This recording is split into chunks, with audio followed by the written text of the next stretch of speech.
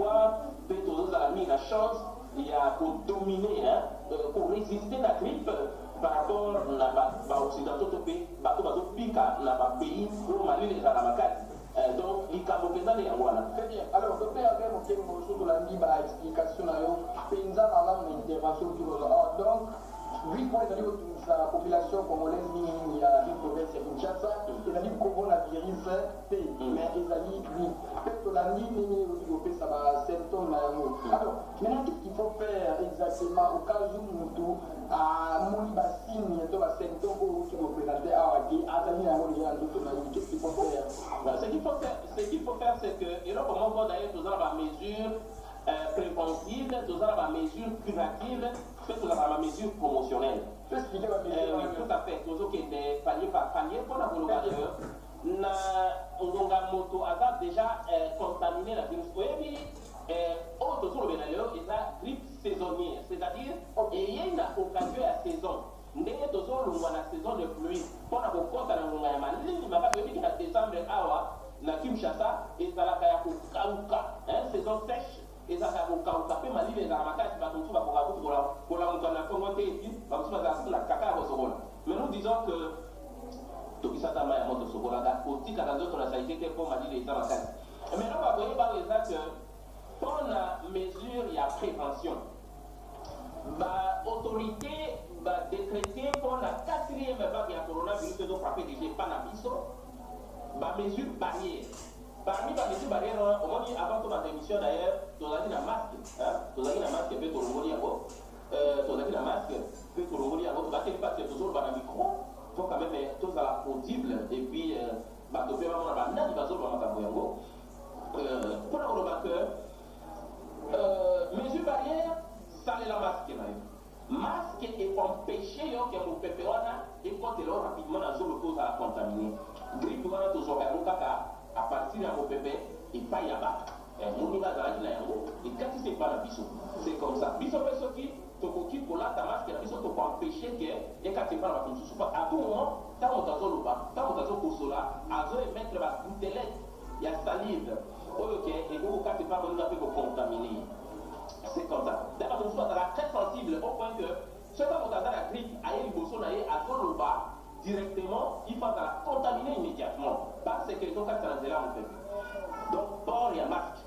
Ils ont protégé plutôt, je disais, contre le coronavirus, et contre grippe saisonnière, où les lois ont frappé presque partout dans le Kinshasa.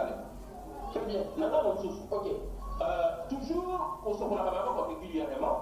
Il faut empêcher, d'ailleurs, bien sûr que les autres ça en mode ils ont facilité, ils sont déjà distanciation sociale et voilà, pour avoir aussi dans le zone et puis pour éviter aussi malaka na maboko pour faire ça dans mode na maboko. D'ailleurs déjà comme ça là bonjour na musika donc on va pas distance là.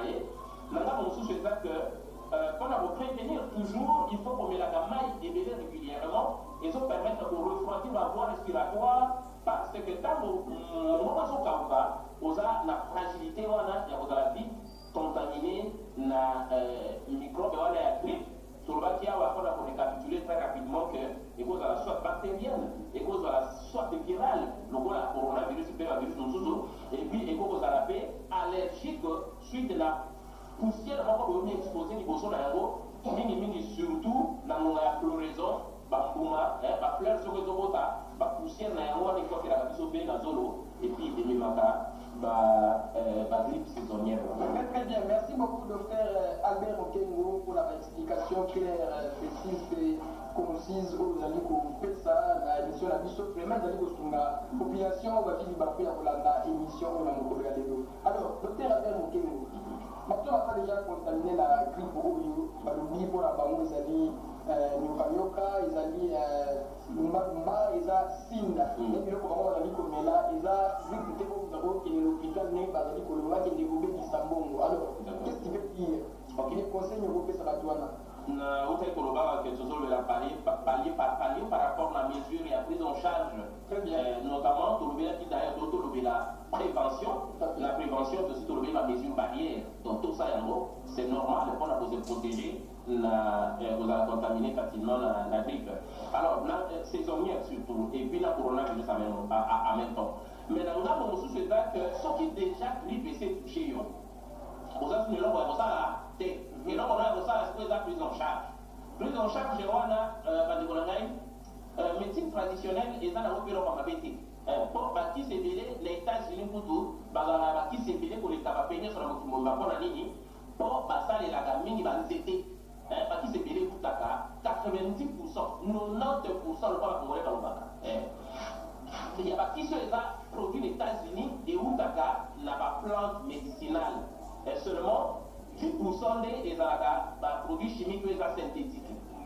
C'est comme ça. Alors mpona kolobeza que kaka banzete nyonso oyo tukotanga wana ekoki mpe kosunga bandeko mais eloko ya liboso ya koyeba eza que ntango basymptôme eza mineur, c'est-à-dire bamanifestation eza nango grave te okomi na niveau ke ozala essoufflé complètement te ke ozosala détresse respiratoire te que ozokoka soki kopema te na ngongo wana okoki kosalela na yo soki balumba bana yo soki biloko wana mais essentiel eza que mai ya moto mpona kosalaka na yango gargarisme, c'est-à-dire quoi otie mwa mai ya moto oréchauffe mongongo na yo awa ezoévite sécheresse wana oyo ezofacilité que virus ese compliqué na niveau ya zolo na yo mpe emema yo na une infection respiratoire ya voie basse, une infection respiratoire grave lokola une pneumonie oyo ekoki komema yo na liwa.